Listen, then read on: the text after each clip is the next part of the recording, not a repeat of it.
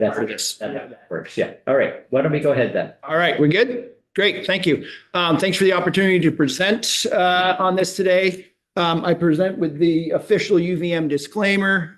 This is strictly not testimony for or against either of these bills. I'm completely agnostic to them. I'm here to present my views, not the views of the university or CALS or Extension, but just to talk about, my position from where I come from. So I should tell you where I come from. I'm born and bred Vermont farm kid, grew up on a dairy farm in Orange County, metaphorically next door to John. Attended UVM in the 90s. And after serving there, I worked with the Extension Service and the research arm of the UVM apple team. I was a commercial fruit grower for 3 years in Vermont and Massachusetts. And then came back basically at the turn of the century as the director and manager of the orchards and vineyards, which I still serve that role now. I was a research technician and specialist for 14 years until I attained my graduate degrees and took over as the faculty director of the fruit program. So my role, I'm the tree fruit and viticulture specialist for the state. I'm the extension technical service provider, as well as department head and a few other pieces. So that's my background and what gives me the reason that people reach out and ask me to speak out on some of these bills that pop up. So what the UVM fruit program does, we used to be called the UVM apple team. We are a little more broad now because we also cover viticulture and some other tree fruits. My work as far as research has mostly been on cultivar, rootstock, germplasm evaluation. So we plant something, look at it in the ground for 10 years and determine how well it works in Vermont conditions. I spent about 12 or 13 years working on evaluation of organic apple production. Last time I looked at my CV, I think the word organic shows up 93 times. So I do speak fluently organic. And I'm agnostic to production system and not against conventional organic, whatever it might be. Spent a number of years working in cider apple research. That's a little bit aside from this. Conduct various public service like this. I teach a number of courses, including sustainable orchard management, viticulture, and agricultural policy and ethics. And my students will actually have to evaluate the recording of this after Thursday's class. Tell me how I did. And then I have an extension program. In my extension program, that's a lot of jobs to have. And my ability to do the extension side of things really comes by working as a team. And I say a team like regionally. I'm the chair of the Northeast IPM Tree Fruit Working Group. So this is a group of extension professionals from really Michigan to Maine to Virginia. And we confer with one another to make sure that we're giving recommendations to growers that are science-based, that we are kind of having strength in numbers. There's much fewer of us than there were over time. There's been about depending on the state and the discipline, 40 to 60% reduction in the number of extension professionals available to growers. So we share our newsletters, we write in each other's newsletters, we collaborate, and that's sort of been my biggest piece in the last few years is helping to coordinate the work of this group. I am the primary person. This phone is what rings when Greg's got a question or any other grower has a question. I have a mailing list of about 400 people for apples and grapes throughout New England. Send out about 50, it's not quite that many now, probably 30, 35 bulletins a year.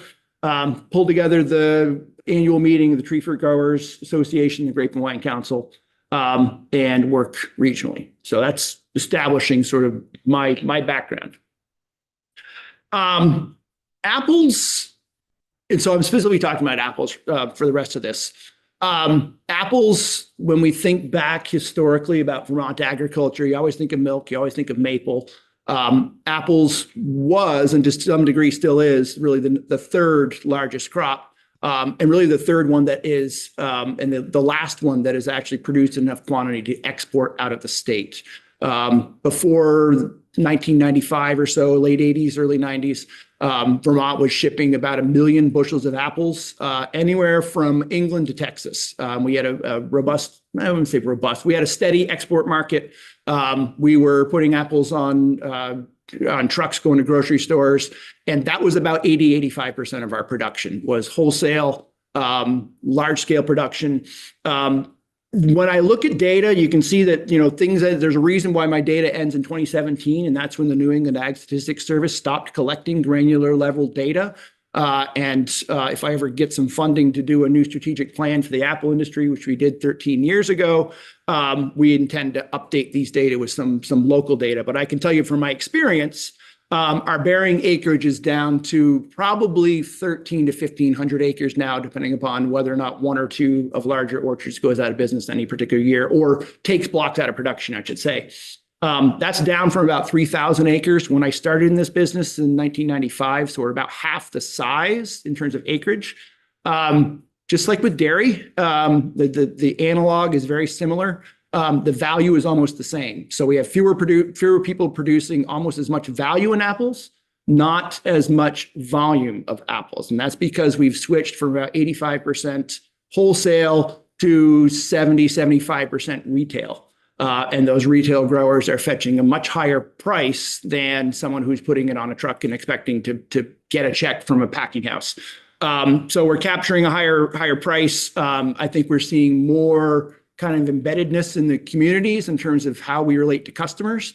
Our largest grower in the state, who testified last Thursday, I think it was, Bill Shore, is sort of in between that. Grows arguably a quarter of the acreage in the state and sells almost all of it within the state. So he's kind of doing a little bit of both of those. Large scale production, modern production systems, which I'll be talking about, but also going close to the consumer with it. We are about, if you add in cider, and particularly with fermented cider being such a high value product, we're about a $30 million business. So half, I'd say, or so of maple, and a fraction of dairy, of course. These orchards are located throughout the state. The major production areas, of course, being the Champlain Valley, especially Addison County, the Champlain Islands, and Windham County, Windsor to some degree. But there are orchards there are commercial orchards in every county except Essex. Here's Greg from a long time ago. This is a slide from the strategic planning session I did 12 years ago, which we had across the street at down and across the street at the Capitol Plaza. And we did a survey of growers, and I just highlight this to mention that orcharding is a long-term business, right? People get into this for generations. It's not something that you can start and stop and move around your piece of land. You stick a tree in the ground, you better be there for a while to take care of it. And in fact, we'll see soon, you don't make any money off that tree for a long time. And we have seen that orchards now, as of 10 years ago anyway, most of the orchards in the state were planning to send their farms on to the next generation. Most 10 or 13 years ago were looking to increase their production. I'm not sure how true that is right now. Some were looking to increase acreage. I'm not sure how true that is right now, but most folks were looking to increase their production even on the same amount of acreage. And how do we do that? This is another general table that shows the breakdown of the number of producers or the share of producers in the different size categories. So less than 500 bushels per acre, that's a pretty small, 1 to 3 acre, pick your own, makes up about a third of our growers. At the other end, about 20% of our growers were growing 25,000 bushels or more. And that's probably at the 40 to 50 acre and up. Right now, in this day and age, I would say 5 of our producers are producing the vast majority, meaning 85% of the fruit grown in the state. And that's just because they're larger. So when you have a 200 acre orchard, that's 20 of yours. That's, just the numbers are just a scale of production. We have become a much more diverse industry in terms of how we cover wholesale to retail, post-harvest processing, cider, that sort of thing, than the old days where you grew McIntosh, just enough empires to pollinate the McIntosh, put them on a truck to Shoreham Co-op and sell them somewhere elsewhere and hope you get a check in April. In April. Yeah, usually by the time it made it through the production system, your checks weren't showing up until the spring of the following year. So, that's where Yankee Farm Credit comes in, right? That's wholesale production. Yeah.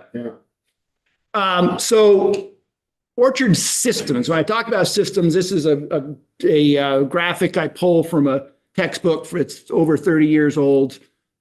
We didn't think about this when we thought about orchards, right? Big trees, and Bill talked a bit about this at his testimony, how he moved his orchard from 30 trees per acre to 2,000. Those are really on the extremes. The numbers I'll be showing you are a little bit in between that. But we have been changing how we grow an apple tree for the last 100 years. Certainly for the last 50, pretty rapidly. And that comes down to really changing the architecture of how a tree is grown. And we're now at a space where we have both systems, kind of the older traditional style. You'll hear me use the term freestanding central leader. You'll see that on some upcoming slides, where the tree holds itself up with a central trunk. Versus what we call tall spindle. There's some variations where you have to hold that tree up with a trellis, and that's the more intensive, high input, high output, high production systems. And there's a lot of pieces that come into play here that make this, I would say, quite a complicated system compared to the older style, more resilient, much more high labor systems that were used. So we can see some differences in orchards here. I believe this one on the left is the UVM Horticulture Center. These are freestanding central leader trees. This is what most people think of when you think of an orchard, versus something from, this is Barney Hodges Sunrise Orchards in Cornwall. This is a modern tall spindle planting, probably 4 years old. In here, you probably got 212 trees per acre, right? Yeah, my arrow's showing. In here, you probably got 1,200 trees per acre. And that's been the real shift. The expense in putting in the tall spindle orchard is an order of magnitude higher than the other system. So why would people do this? About 20 years, Terrence Robinson is one of the main horticulturalists at Cornell. These higher density systems were being installed in Europe probably 30, maybe 40 years ago among some of the most progressive growers. And Terrence was kind of going on a tour about 20 years ago to convince folks in the Northeast that this is the way we should be growing apples. And this chart, I'll show you a different version of it coming up, my own version. But this chart is looking at different types of apple training systems. None of these is that old freestanding central leader system, but they're all different variations of high density. This is from a European journal, so divide that by 2.4 to get the number of trees per acre. But you can see you're talking about 1,000 to 1,200 trees per acre versus a couple hundred. So that's what I was showing earlier. These graphs is called a net present value graph. So this is a way to look at the cost and returns of an investment, whether it's an orchard or anything, over the long term. And so it takes $1 and it discounts that $1 by the interest rate over time. And so you can look at how things will perform over time. You'll see that in year 0, when you plant the trees, there's a high cost. Right. So, or I guess in year 1 is when they started. So more trees cost more money, so this is $50,000 an acre or a hectare 20 years ago. So that's 20 grand. This is, Bill mentioned the number 50. I think if you own the land, it's more like 38 to $40,000 per acre before you've seen an apple, well before you've seen an apple. And then the fewer trees you have, the less infrastructure, it costs less to install that. But the production is lower, the full yield at maturity, and even more so, it takes longer to get those fruit. So the longer you go between sticking a tree in the ground, spending $35,000, $40,000 and getting a return, the further out you're going to have before you break even, before you cross this plane. And you'll see that even under these 20-year-old conditions, and there's a lot of different background that goes into this, you're out there a decade before you're breaking even. That's amazing that none of these break even until 10, 12 years. Yeah. Oh, yeah. And ask questions as we go. John, first. Yeah. Is the productive life of an apple tree, has that changed at all, like with the new systems? So the argument is made that by the time you get out to 20, so these are always done 20, 25 years. The argument is made that 25 years from now, the next variety is what people will want. You often are losing money on growing older varieties, Empires, Macintosh. You should be growing Honeycrisp or Sweet Tango or Evercrisp or some of these newer ones. So the argument is the market's going to change before the fruit trees will stop producing. Yeah. Yeah. So you're saying this is net present value, so if I'm looking out there following the black line, the tall spindle, and you're getting out there about 12 years. Yep. At 12 years, you've reaped enough fruit to be at break even. Yeah. Now these include, I'll show you this is my version here. So I have this spreadsheet. Someday I'm going to publish the actual spreadsheet and get some more use out of it. But I've been using this for 20 years where I can enter different parameters into this and generate my own curves. So this is based upon, so this does pay anybody who's going into business needs to factor paying themselves a management cost. So this does include a management cost in there. So this is just strictly on profitability. And you'll see that under this other model where we are, I'd have to look back in the model where the prices are higher under that old Cornell model. It's all wholesale, high productivity grocery store fruit that's, $6 margin between, cost of inputs and your returns. When we look at another system where you're either looking at a pick your own or higher value varieties, you can see that a tall spindle system like this one, you're really looking at about 5 to 7 years. And the freestanding central leaders, you're further out there at closer to that 9 or 10 years. And this is what's convincing people, particularly retail orchards who are fetching a higher price to adopt the new systems. So one of the things I wanted to highlight was when you look at these systems, you've got these big trunks at about 200 trunks per acre, and you've got these little skinny trunks, which often have thinner bark at 1,200 per acre. I used Bill's number of 2,000 here, actually, after he reported. And I just did some simple arithmetic.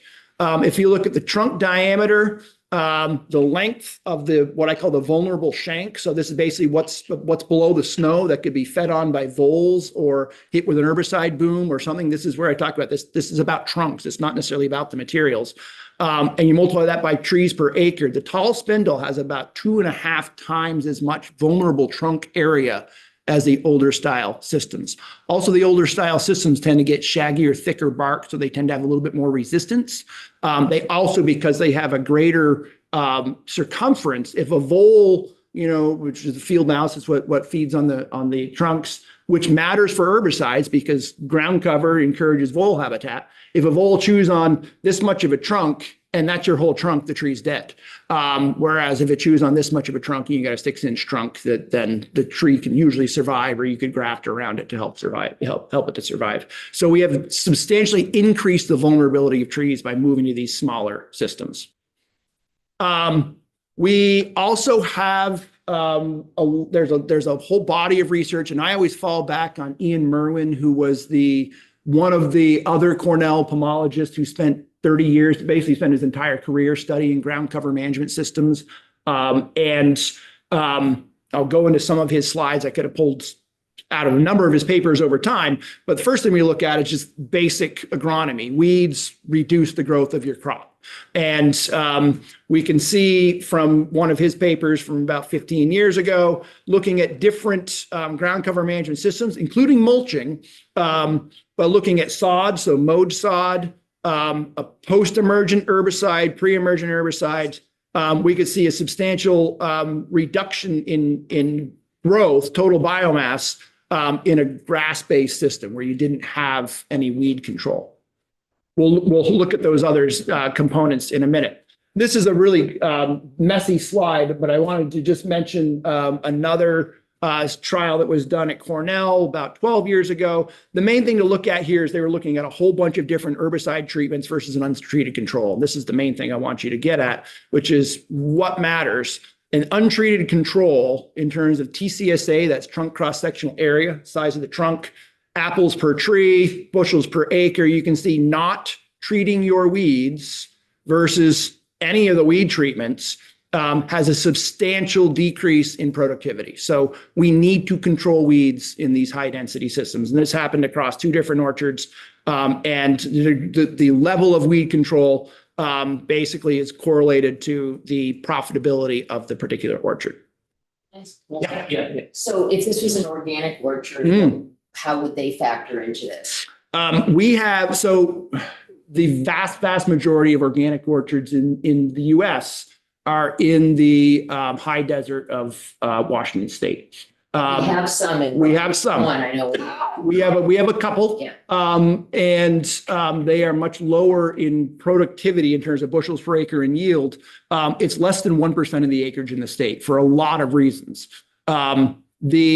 So I don't know. I mean, I've got a fact sheet out there. I meant to bring a few if you really want to, you can Google it, but it's, non-chemical management of weeds in Vermont orchards. There's a lot of different techniques that can be used. All of them have substantial drawbacks and some of them are really expensive. Bill texted me in the morning, said, well, if you can put in a plug that I can get some money for a laser weeder, maybe they'll help me out there.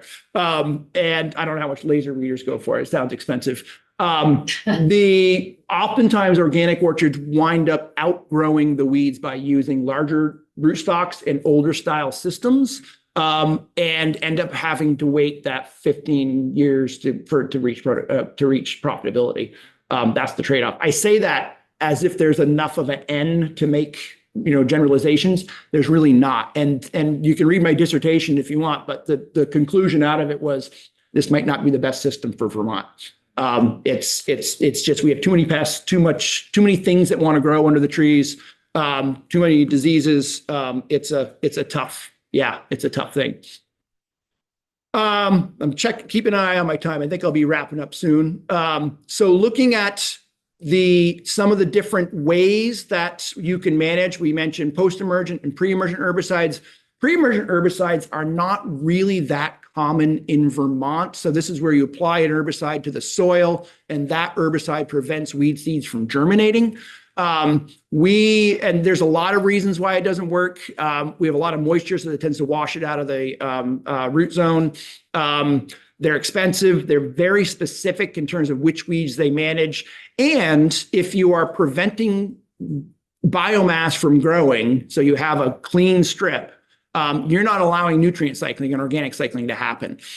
This is one of the big findings for me in Merwin's work was let some stuff grow later in the season and then kill it, just as we do with no-till cover crops with dairy farms, and that allows for increased soil organic matter, and you get a higher quality soil. Hold on a second. Yep. There you go. You're good. You're good. So there's 3 main post-emergent herbicide options. Glyphosate being one of the first ones. It's a systemic post-emergent. So systemic means it gets into the plant tissue. Despite some of the popular media claims, it does have relatively, and I would even say for a pesticide, quite low mammalian toxicity. But it kills trees. You hit the tree wrong on that thin bark, on those lower limbs. And I have done it myself. I've done long-term damage to both orchard and vineyard crops using glyphosate. You have to time it very carefully and apply it very carefully to not have that collateral damage. Glufosinate is a non-systemic post-emergent. So this is one that it's similar to paraquat in that it will kill what it hits, but it doesn't get into the tree. Again, low mammalian toxicity. When I say REI, that's a re-entry interval of 12 hours versus 4 hours. So you only have to wait 4 hours before you go into a glyphosate-treated orchard or field. 12 hours for glufosinate. A plant pathologist at Cornell about 15 years ago was finding issues with these trunk cankers that were forming on glufosinate-treated trees to the point where Cornell and Rutgers actually stopped recommending the use of this herbicide. I'm not to the point where I think we shouldn't use it at all, but again, you have to be careful with using this particular one. And then there's paraquat, non-systemic, post-emergent, certainly higher mammalian toxicity. It is considered to be inactivated by absorption to soil particles, which is why it has a fairly short reentry interval for something that's that toxic. When you think about something like, gluthion's gone, Fosmet, Imidan, which is an organophosphate insecticide, that has a 7-day reentry interval. It's hot stuff and it stays in the canopy and it stays hot, whereas this tends to break down over time. There's actually, I was surprised actually, I reread the label. There's actually no pre-harvest interval on this, which means you can spray it the day that you harvest. Not that people do, you've got better things to do at this time. So there's generally lower potential for damage to young trees from the use of paraquat. I wanted to highlight rodent damage just to mention that, remember our vulnerable trees. Rodent girdling will often kill 30 to up to 100% of trees. I have killed a whole block of trees by not managing weeds correctly. So most of our growers that are using rodenticides are using them in a bait station like this, which is very different from how the bag says about playing at 50 pounds per acre. I've been using the same bag of rodenticide for I think 10 years. We fill up the bait station and we come back in the spring, we dump it back in a bucket, we save it, we put it back in, or we rotate different ones. So the best management practice for rodent management, it's good weed management, trunk guards when you can afford them, although they get very expensive and the labor gets prohibitive on 1,200 trees per acre, and the precision application of rodenticides. And I also just want to mention borer damage. So there's a lot of insects that like to burrow into these tree trunks. And some of these dwarfing rootstocks have something called burnots, which are these little adventitious roots, because these things like their root stocks, so they like to root well. And this insect will bore into those root knots and cause substantial damage. And the more weeds you have at the base of the tree, the more borer issues you have. The previous method for managing borers was the use of chlorpyrifos insecticide, which the state decided to not re-register maybe 5 years ago. And I personally don't think that was a bad idea to not re-register it. And so we're really relying on sanitation and some other softer materials to treat into the trunks. So to just show one piece of this, we have our freestanding central leader orchard. I've got an extra, I haven't figured out what that middle green one is there. It's a second piece, but what I wanted to show was we have our tall spindle orchard, which will attain us over 20 years, $180,000, so $18,000 a year over time. We have our older style orchard, so we're making double them. I shouldn't say making double them. We're bringing in twice the revenue. Okay, doesn't mean we're necessarily profitable over the course of 20 years. If we were to model this out and subtract out 30% tree loss, and that can be a pretty mild number for either tree decline from weeds, rodent damage, herbicide damage from the use of glufosinate or glyphosate, that takes out 80% of our gross revenue over a 20-year period. So whatever we do, we need to protect those trunks. And I think I'm end with that. So any questions? That's just a QR code to my faculty page. So can you just go back to that? Yeah. There, and I will say thank you for being conscious of the time that the committee. We nailed it. We did, yeah. This is an important topic, so I don't want the committee to feel like we need to stop the conversation now if there are questions. Go ahead. Yeah, so I mean, it sounds like both from what you've stated and from what we've heard from a couple of other farmers, like in terms of growing apples, paraquat is kind of the methodology that's used right now.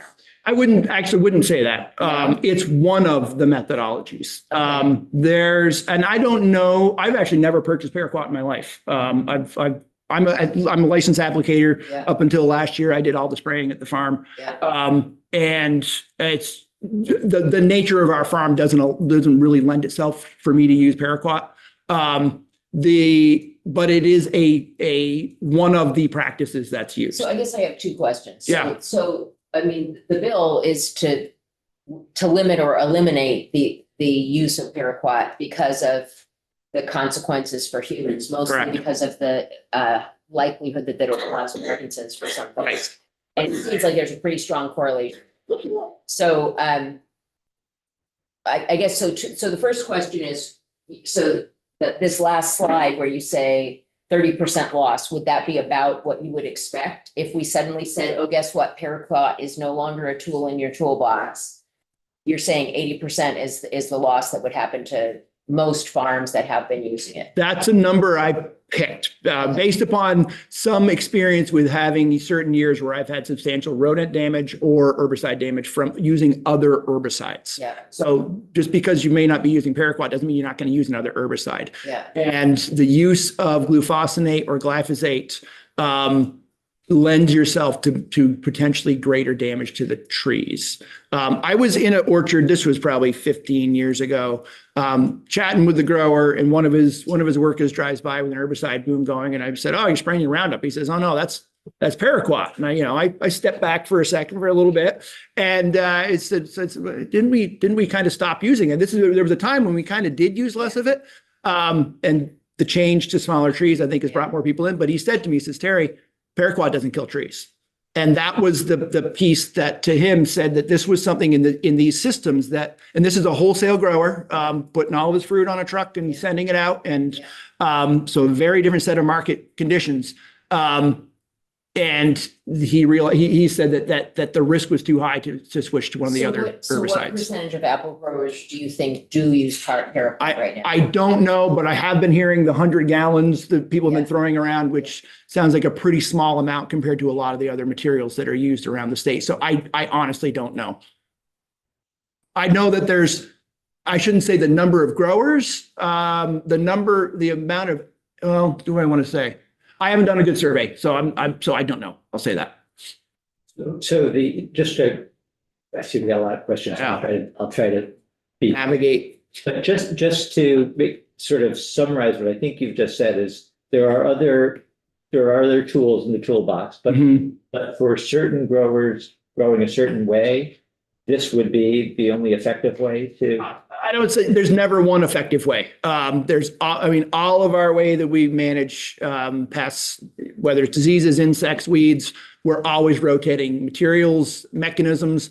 I know one thing that Bill does at Champlain is he'll use herbicides early in the year of the life of the orchard and then switch to mulches. I used to do that when I was certified organic, is I would use cultivation and switch to mulches and then use organic herbicides. So you're always using different tools in the toolbox.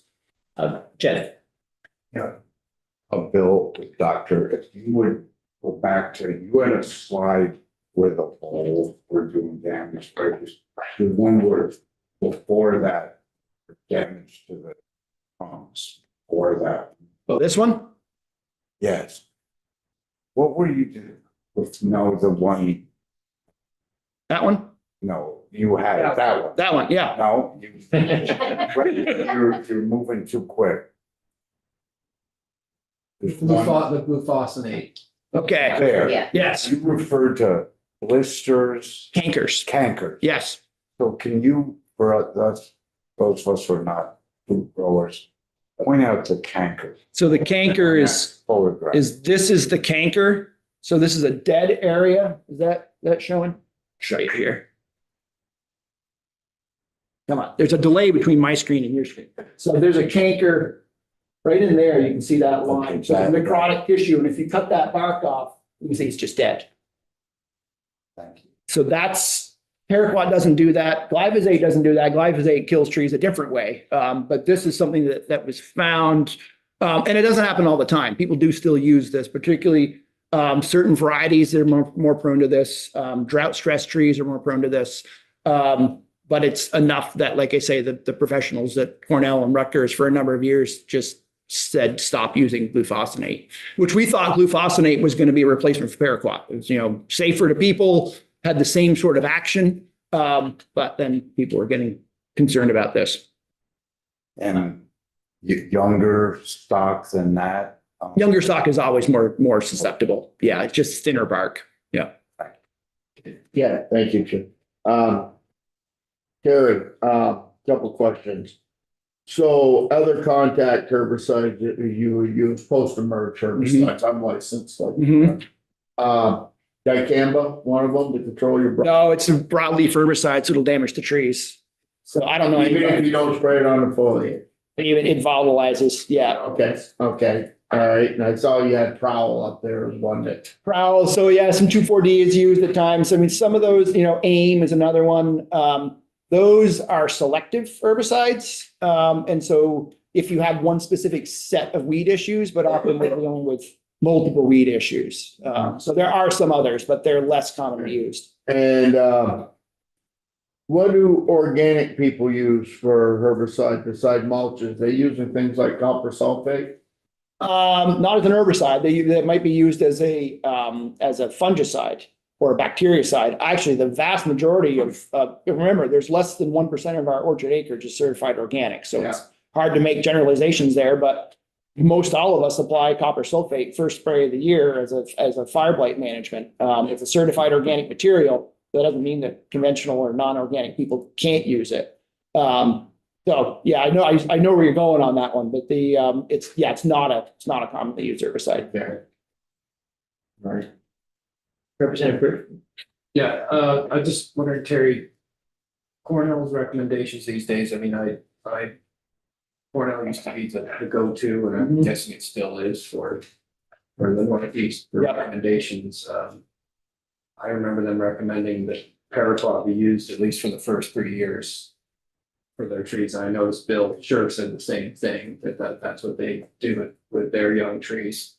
Are you aware whether or not that's still a recommendation? It is still their recommendation. You can see in this research trial, when they had different treatments, the post-emergence treatment was 1, 2, 3, 4, 5 applications of paraquat in this particular trial. It is still their recommendation, particularly on young trees, because of the sensitivity of young trees to the other herbicides and even other mechanical. I mean, if you want to go online and look up organic orchard weed badger, you'll see a video of me taking out trees with a mechanical tree, weed implement in an organic orchard. So there can be a lot of damage that occurs from mechanical systems as well. Are you aware of any in the state of New York, any discussion is like we're having about paraquat? I don't know. I don't really stay up so much on their politics there. I have not heard that so much. Terry, you mentioned earlier that in Europe is where they started the high density a few years ago. Yep. But then we also know the EU banned paraquat. So what happened? What was the outcome of that? Like, did they just turn to a different IPM? Yeah, they use different IPM. Also, the majority of fruits that are grown in similar to what's grown in the US, the majority of, I'll say the majority of fruit, maybe not the majority of acreage in the EU is grown in northern Italy and sort of southern France, and in, again, not quite high desert, but in arid situations where weeds grow differently. There is a lot of mechanical cultivation that's done. There is also a lot more labor that's used in the EU that I don't know that we have we have labor issues here. That's the best I haven't dug much into the rest of their production system for the last few years. The orchard management system started really, like, they pioneered that before the paraquat. Oh yeah, it was 40 years ago that they were designing these systems. Yeah. Which is right about when paraquat came on the market. Yeah. I know you started by saying that you were speaking on your own behalf and not for the extension. Sure. But to Greg's point about Cornell issuing the experimentation there, or their extension issuing recommendations, do we do that as well? I do. Sure. You do. Sure. And we're wearing that hat. Wearing that hat. Right Yeah, there. not this hat, but that hat. Sure. And I recommend that people control their weeds as using the tools that they best need to. What we typically fall back on is the New England Tree Fruit Management Guide, which is our online, publication with all the list of pesticides. And I will tell people when to be wary. So one of the common extension recommendations with something like glyphosate is put the jug away after July 4th, because the trees are much more susceptible to that systemic damage. So people will use that early season. I think Bill even mentioned that late season, this is that paraquat is a more commonly used product because the tree is more susceptible to damage from the other herbicide. So again, it's that rotation that you bring in. Right. One more question. Yeah, Jed. I don't see paraquat. What is Gramox. Gramoxone is the brand name of paraquat. Thank you. Is that on the? I'm not sure if it was a later slide or an earlier slide that had showed at the bottom with the untreated. So that was glyphosate. Those are all, That's glyphosate treated. yeah, maybe different. So is Prowl a glyphosate? No, Prowl is, So you had a chart that had results and Prowl, there were several Prowl products and Yeah. then, there we go. Untreated at the bottom. So Prowl plus Paraquat. it's Paraquat. Yeah. Okay. Is the Prowl plus G, is that Prowl with glyphosate or is that Prowl? I would have to Or is that Prowl with Remoxil? I would have to double check. I can't guarantee. This is not my set data. I just had one quick Yeah, go question. So I saw the rates were 2 pints per acre. Mhm. But it looks to me like you're spraying, 18-inch swath. Probably a little bigger than that, but yeah, like say 4 foot. Yeah, let's say 2 foot on either side of the tree. 2 foot either side, and then how much green space you got in between? Well, the full strip of the row. Yeah. So, So to do the math out, if you're growing on 12-foot rows and 4 feet of that is herbicide strip, so a third of the acre is treated. is third of actually the treated. acre, so when you're saying 2 pints per acre, it's really, 2/3 of the line, it, right? Did I do the math right? well, no, it would be 2 divided by, A pint and a third. Yeah. 4/3 of the pint. yeah. And so you're really not applying a whole lot per acre because of the acre of orchard you have, you know, a 100-acre orchard or 10-acre orchard, you got trees on a third of that orchard. Mhm. So you're applying herbicide to 3 acres and the rest of it is green space. Yeah, or if we can do some head math for a quick second, and then I'll wrap up here. If we said a pint and a third per acre, so that's multiply that by 100 is 133 pints per acre, divide that by 8. Let's do that. Let's do that real quick. 12 and a half, it's 20 gallons, 15 gallons. Yeah, so there's 15% of the statewide allocation on that one orchard, one application. And you're mixing that with maybe 10 gallons of water per acre? Most of your herbicides are going into 25 to 50 gallons of water per acre. Wow. Yeah, we apply more water, so that especially the contact herbicides, because it needs to saturate that material. The translocated systemic herbicides can go in lower water because it gets pulled in. Yeah, glyphosate, Yeah, much lower. gallons per acre. Yeah. Okay, thank you. Michelle. Yeah, so we heard a number that, it was 100 and some small number gallons is what's used in the state. Mhm. But I was talking to some people and trying to understand, where does that number come from? Is that Right. like every year because like people that I've talked to personally said they don't register every year. They might have a gallon and they might have a 5 gallon and they use that for several Yeah, years. yeah. So where does that number come from? Is the number from a few years ago, or that's just the new batch? That'll have to come from the agency of ag. My guess is there's 2 different reporting systems. There's private applicators actually do not report to the state. We have to retain our records for 3 years, 7 years, whatever it is. I have to report because I'm a non-commercial applicator. I apply on public land. That's why I don't use Remoxone. I also have dogs that run around, eat everything there. Yeah. So, so I have to report. A commercial applicator has to report. Yeah. So when you hire someone, they have to report what they applied. The other place that it gets reported, and this is more accurate, is the sales. So, but that wouldn't be captured by county. Everything would show up in Addison County because we all buy from Nutrien over there, or maybe Northeast Well, that's Ag. what they told us. They Yeah. told us that all of it was in Addison County, and I personally know of at least 2 farmers that use it that aren't in Addison County. So Right. I was like, something's not. We're probably buying it from Nutrien. Yeah, Okay. yeah. So, yeah, tomorrow morning, the agency is going to come in and testify and we can try and, Yeah, I saw that. get Okay. our heads around that question. And Steve is probably watching and preparing for that question. He probably already was. I actually got a text from one of the staff here, just so I think they're keeping up on it. Yeah, because I think the point today was I wanted to compliment Bill's testimony and just explain how we grow trees and why we need to protect them. And I know there's some bills out there that may affect that, and vote as you will. But I just want to present sort of where the state of the orchard industry is. And again, much like the dairy industry, it's been in a space for the last few years that it's been a little tougher to make a living doing this. And, I think it's important we make sure that growers are able to have the tools, whatever that they may be, to try to do this successfully. So, We appreciate great information. Thank you. thank you. All right, we are gonna seamlessly transition into the next presentation. And who's gonna be presenting? Okay, great. All right. Bye, everyone. Thank you. Thank you, Gary. Appreciate it. You're the Heather Darby of the apple tree. Yeah, sure. All right, I'm Just for that. Kate. Yes. Yeah, hi, Kate. Thank you for being patient, all of you who've been waiting. And do you have, I didn't ask, or do you have a hard stop at 3? No, we do not. We would appreciate the 30 minutes if you have that. We certainly do, yeah. Okay, awesome.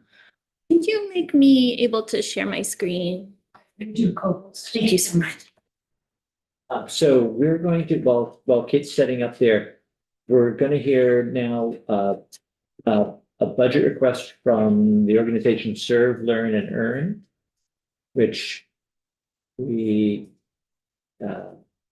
think heard something about last year as well. Yeah, so some of this will be familiar. And I'm not going to try and say anything more, Kate. I'll let you jump right in.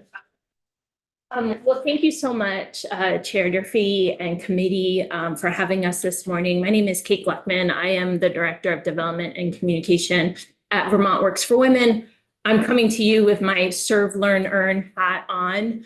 And I'm joined by my colleagues from Audubon, Vermont and Vermont Youth Conservation Corps today.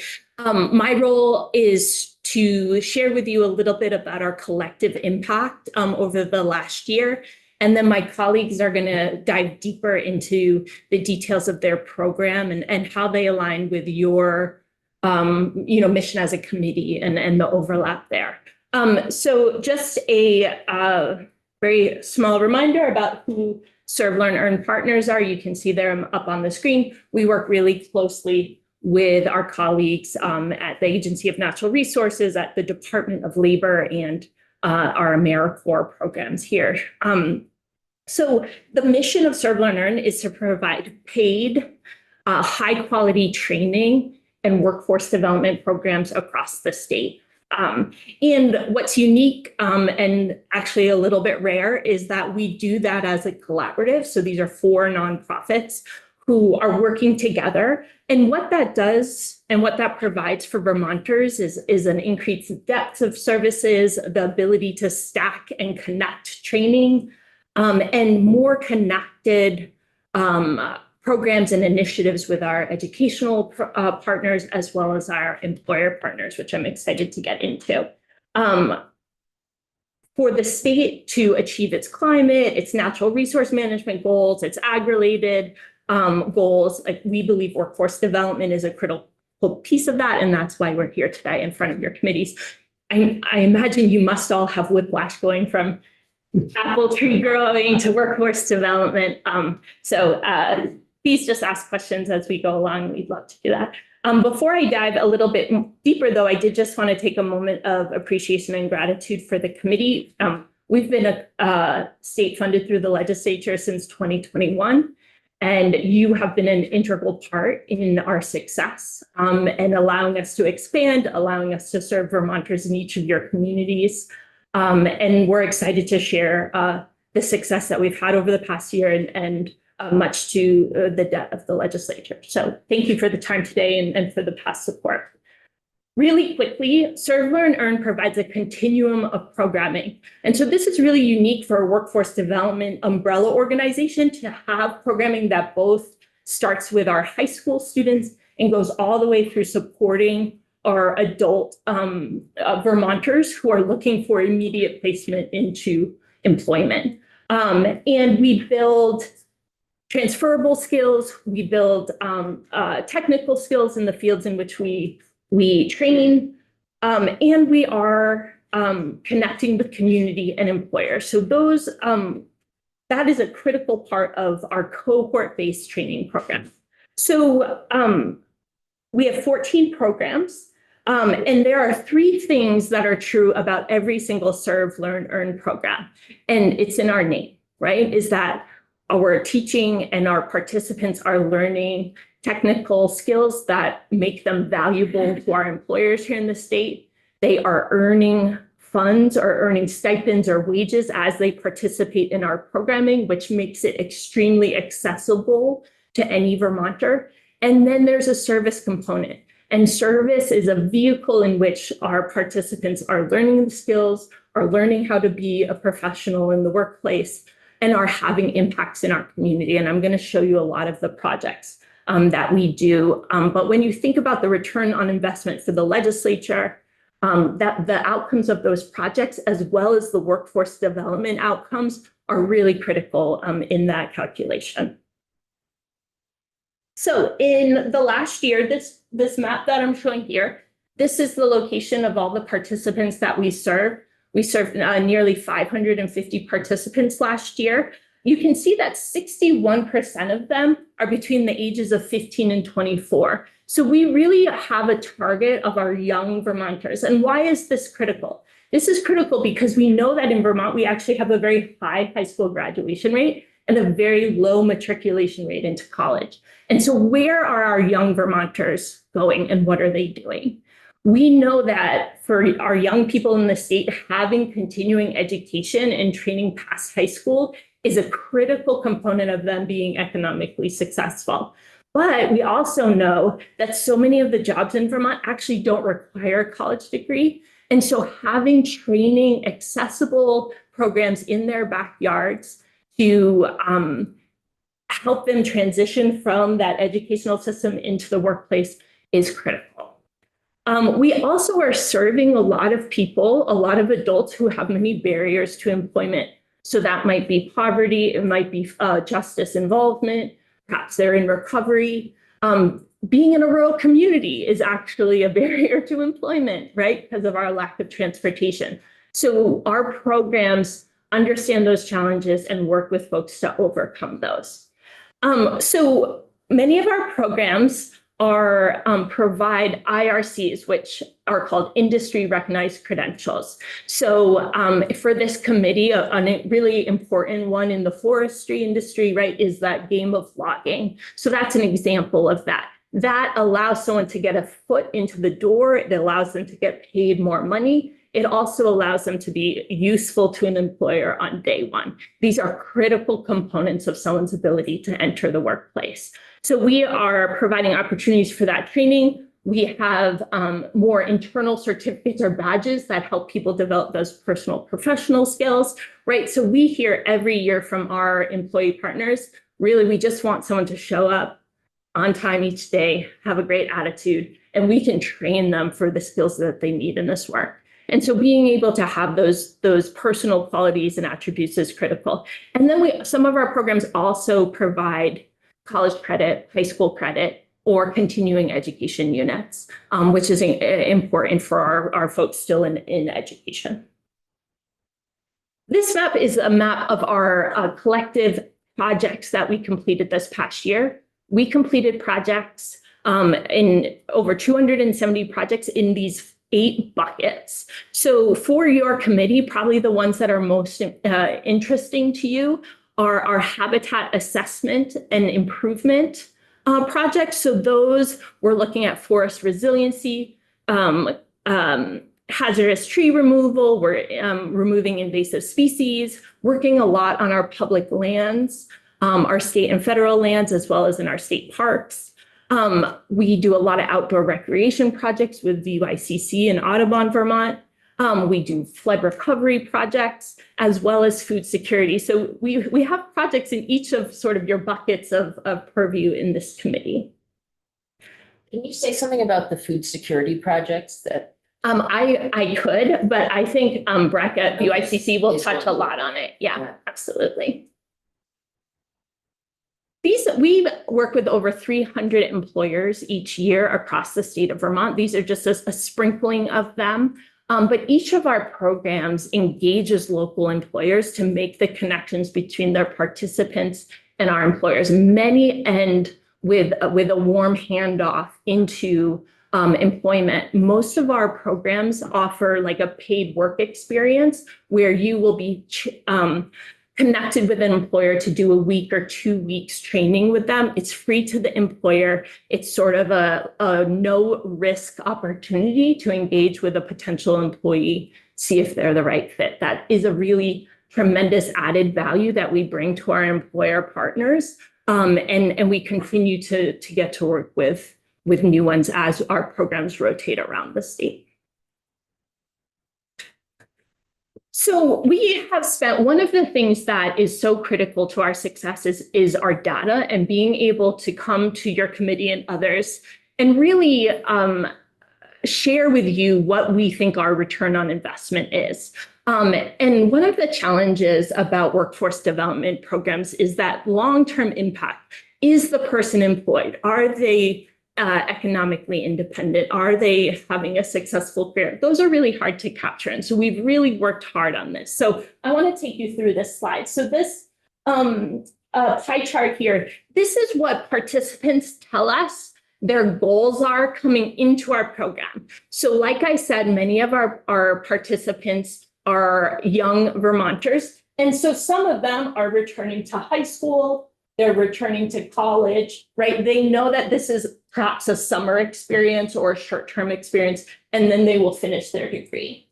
Some of our participants are employed, but are underemployed. Perhaps they're working part-time, perhaps they're not making enough for themselves and their families. They need to advance in their career for economic stability. And then, so they are looking for career advancement.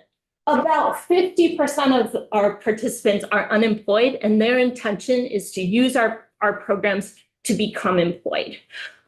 So it's important when I say we served 550 people to know that only about half of those are looking for that immediate job right afterwards. All of them, right, are looking to build skills. They're looking to serve our communities. They're looking to grow professionally. So we look at data 6 months after completion of programming. So last July, we looked at our 2024 participants and surveyed them. Now, people are not great at returning surveys. Let's be real, okay?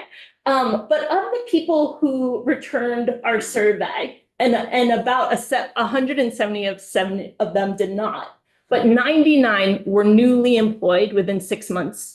157 returned to the schooling which they had stated in their intentions. 20 continued on, in another service opportunity. So many of that is AmeriCorps or another service program. 10 remained with their employers for career advancement, and then 6 indicated others. So what we're looking at here is about 1 in 3 of our participants who said, I want a job, got a job. And like I told you, you might be like 30%, that's not great. But these are folks that have persistent barriers to employment. They may be new to the workforce. And so in workforce development circles, 30% is actually a very strong result, knowing that we're probably undercounting because people won't tell us what they're doing afterwards. I wanted to just give you a little bit of a historical look on where we have been going over the last 5 years. So just to note, this is the current year, so we're only halfway through, right? So don't get too concerned yet. But we really have seen just an increase in the number of people that we've been serving, in the time that we're engaging with them, the time that they're committing to service projects that improve our communities, and their ability to earn credentials of value, those industry recognized credentials that help them advance in the workplace. So in wrapping up my little section, and I can take questions too, but we are asking for this committee to support funding from the legislature for Serve, Learn, Earn. We currently have base funding in Forest Parks and Recreation of $500,000. That's this light yellow bar here. This is the second year that we have had base budget funding from FPR. Before that, in the gray and blue, that has all been one-time funding. I'm sorry, just the blue has been one-time funding. Last year, we had base level $500,000 plus a $250,000 one-time appropriation. What we are asking is for you to support an additional $500,000 in base budget for a total of $1 million to support these programs that really boost our workforce in the areas of conservation and sustainable agriculture and forestry. We think these are critical programs for Vermont. We think we have a strong return on investment and would really be grateful for your support in your budget letter. Any questions that I could answer for you at this moment? Okay. Just confirm that the governor's recommended amount is for FY 27 is 500,000. 500. Okay. Yeah. Okay, good. Thank you. Representative O'Brien. I just wonder where that money flows through. Does it go? Yeah. Some goes through FBR, like it's right. So it comes from FPR and it flows through Vermont Youth Conservation Corps. They're our fiscal agent, and then it's distributed out to all 4 organizations. Or 3 The others. additional 500 would follow that same path. Same thing, yes. And that's always how it's been. VYCC has a real long history of doing that kind of contractual work with FPR. Is the program 5 years old or it goes back farther? 5 year, we're in our 5th year of funding. Yes, so it's only been 5 years. Our programs, our individual organizations go back for many, many, many years. But as Serve, Learn, Earn as a collaborative is just 5 years. What exactly do you use the money for? Yeah, thanks for asking. We use the money for direct program expenses. So this is, staff time, equipment, travel, training, and as well as the stipends for the participants. From the very beginning, Serve, Learn, Earn has said that what we think is the wise ways to use this public funding that we're giving is for direct program. It's not for administrative use at all. If we weren't able to come up with even the 500,000, or let's say we weren't able to come up with the additional 500,000 or some other number, what would that mean? What would the impact be? So in our current fiscal year, right, we have 750,000 down from 2 million. And so, 68% reduction in public funds this year. So far, we've seen a 17% decrease in our ability to have to serve participants. We're serving about 17% less in the first 6 months of this year. We're projecting about a 25% reduction by the end of the year. And so our organizations have always been run very fiscally responsibly. We have savings that we are accessing this year.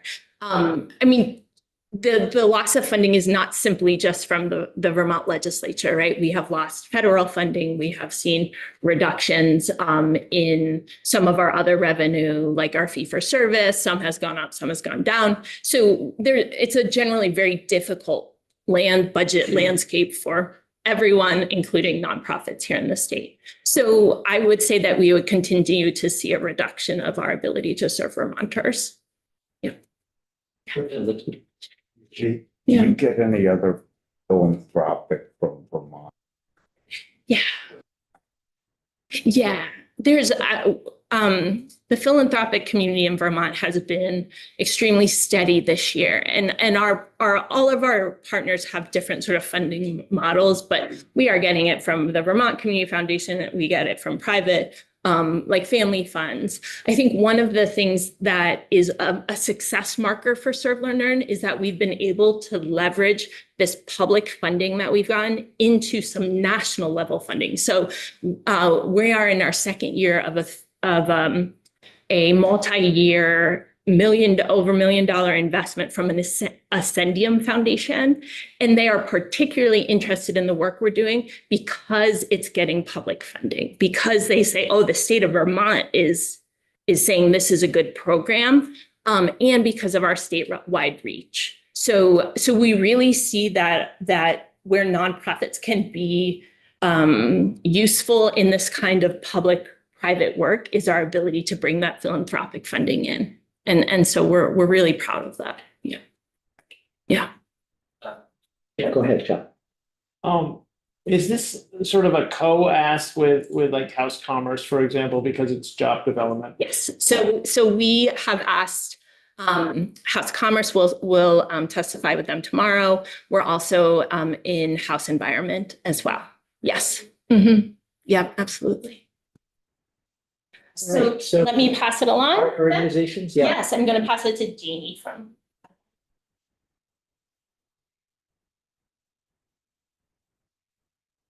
Chair Turkey, we have to be in House Environment at 3:30. Okay, That is on that stop. okay, Work with that. thank you, that, yeah, will work well for us. Thanks, Kate. Good afternoon. Jamie Fidel with Audubon Vermont as Vice President. And I spoke about this very briefly in a slide when I was here recently testifying on the wood products manufacturing report. Just went over a little bit of the work that we do, but just want to cover a couple of bullets that relate to work that I think you're interested in the committee. I could provide a lot of stats. I think Kate's presentation has a lot of the kind of metrics of, you know, the habitat and forestry related work that we're doing. And I'll touch on some of that in a minute, but I just wanted to start with a story because this morning I was over at North Branch Nature Center and Audubon was meeting with North Branch to talk about how we could share resources and serve the public the best way we can through educational programming that we do.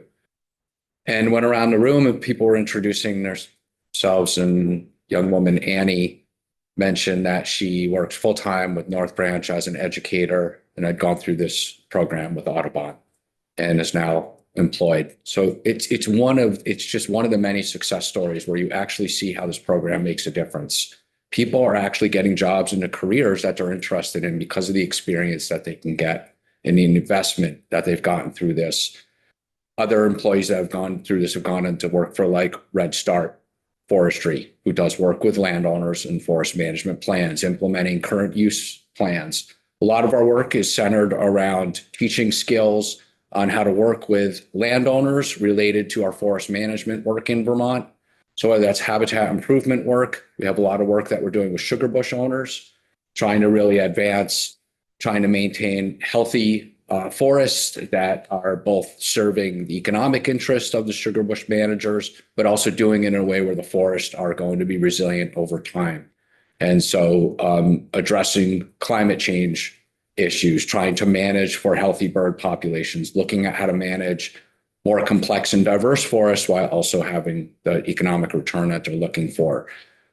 Gaining skills and doing forest assessments, habitat assessments, helping with forester endorsement program, bird-friendly maple program, which relates to the sugar bush management. Seasonal educators who are, you know, that one example of Annie, who are going on and actually becoming full-time educators of our children and helping them to understand the value of the environment and how to be good stewards of our natural resources. So that's kind of the bucket that Audubon contributes. There's more work that I can go into, but just wanted to kind of try and create the strongest link to I think work that's of interest in your committee. You saw before some of the metrics as far as how many different like habitat assessments that we're able to do. It's quite a lot. And so, you know, without the funding, we've already been cutting a number of the aspects of the program right now. So we're trying to hold on to sort of the foundation of the programs that are left. And, just want to underscore our appreciation for the investment that the legislature's made over the years. Really appreciate your attention to allowing us to come in today, talk about the value of the program. Breck will talk about some complementary work to your committee's interests, but maybe I'll just pause there as I want to keep it brief and see if you have any questions for the work that Audubon does.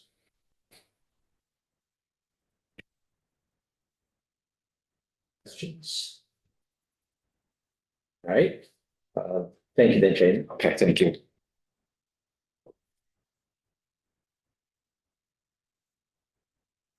Hello, friends. So be back. Breck Knopf, I'm with Vermont Youth Conservation Corps. Chair Durfee, thank you for the invitation. I'd also be remiss if I didn't thank Patricia for herding cats and being creative with our time management today. Kate provided, an overview and data that tries to capture who we're serving, the impact we're having, the return on investment. And of course, Jamie gave a quick overview of some of the work that Audubon is doing. I think what I'll do is try to provide a window into what our programs look like on the ground, what it's like to be a participant in those programs. We have many different initiatives that we're working on, but three, and I think I can cover three pretty quickly here, are forestry, food security or food resilience, if you will, as well as agricultural training. I may combine the last two because they're kind of two peas in the same pod. But I'll start with forestry. Representative Lipsky, good to see you again. Thanks for visiting a crew. So Representative Lipsky came out and visited a VYCC crew in Braintree last summer. I think it was July or August of last year. And it was just awesome to have someone who's been a logger his whole life be able to speak to young people. There's a beautiful life and beautiful career to be had in the woods. And young adults, when they come into Vermont Youth Conservation Corps, often have just a seed of an interest that they'll want to pursue. And they think, oh, maybe I could try this out for a little bit. And so to be able to connect with professionals in that workplace and hear from them about what they've learned and get advice, I think it speaks to one, generosity of your time, but also the way in which VYCC is really focused on having a crew experience not just be a labor source for a partner, but actually having it be an enriching and learning experience. So when, is it Terry Bradshaw, not the quarterback, the apple grower? Okay, yeah. When he was, Dr. Bradshaw was speaking, I was thinking if he were to visit a VYCC crew in the field, that would be another example of a really rich learning experience where he could convey a lot of what he's learned. We do a lot of that with Audubon. VYCC is really good at field operations, risk management, project management. Audubon is awesome because they have a scientific understanding of the principles of silviculture and their teachers. And so when you combine service and workforce development and projects that are getting done along with a really thoughtful, smart way of teaching, it creates a powerful learning environment where people go on and they say, yeah, this is the seed of an idea that I had, is something that I want to pursue. So it's a long-winded way of saying, great to have you. Thanks for coming. And I hope others will join the crew this summer. Yeah, if I may just interrupt you briefly. What was so poignant about that day, and a lot of what Jamie said, is when you have these young people, I wasn't like a dinosaur, but I realized they have more complex, different motivations and desires. So you're expanding, all the critical components of forestry. They're way beyond just silviculture or management. That impressed me. It made me feel like I wanted to be reborn again. No, thank you. Yeah. Our forestry initiative has really grown in the last few years. We're scheduled to do 36 project weeks this year. That's on both state, federal, and sometimes private land. The projects range from hazardous tree removal. So if the state park has a tree that they think may fall on a campground, our crews will come in there and safely get that out of there. Or crop tree release or pulling invasive species. We have two types of crews. We have our advanced crews as well as crews that are more of an introductory experience. The advanced crews spend a lot more time with chainsaws, whereas the introductory crews tend to do more invasive species work, but all of it is work to help make the forest healthier, and we're seeing that our graduates are getting jobs. So Hank, who you and maybe others met last year, he was the fellow with the orange oil-stained sweatshirt. He's got a job working for a forester. Sorsha's worked for Run Amok Maple. Sam, who you met, is working for Red Start. And so we're really focused on powerful experiences, but also then connected them to their next their next experience as shown by Kate's slide.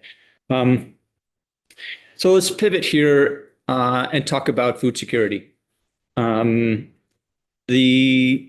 BYCC, we have a 400-acre campus. It's right in Richmond. You've seen the 2 monitor barns, and in the fields surrounding those monitor barns, we have a 10-acre diversified vegetable farm. Roughly 70 youth and young adults work and learn on that farm, 50,000 pounds of food. And I'll throw out those statistics just as a way of saying that many nonprofits have what they call a farm, but it's really just a garden. What we have is a full-on working Vermont farm. And we partner with medical centers or regional hospitals, and those hospitals identify patients who are food insecure or struggle with diet-related illness. And then our core members grow the food that is then packaged in weekly shares and then distributed to these 9 medical centers. And they're mostly in the northern part of Vermont. So North Country Hospital, Central Vermont Medical Center. The VA is another one. And so there's this constellation of folks who are working in the health sector, thinking about the fact that food is medicine, and our core members are growing. It's now Vermont's largest prescription vegetable program. We have over 480 families who are benefiting from weekly shares. In the last couple of years, we've turned that to a year-round program, thanks to partnership with the VA, because they want to continue the food security assistance in the wintertime. I think that's 60 shares this winter. It's going to grow to 75 next winter.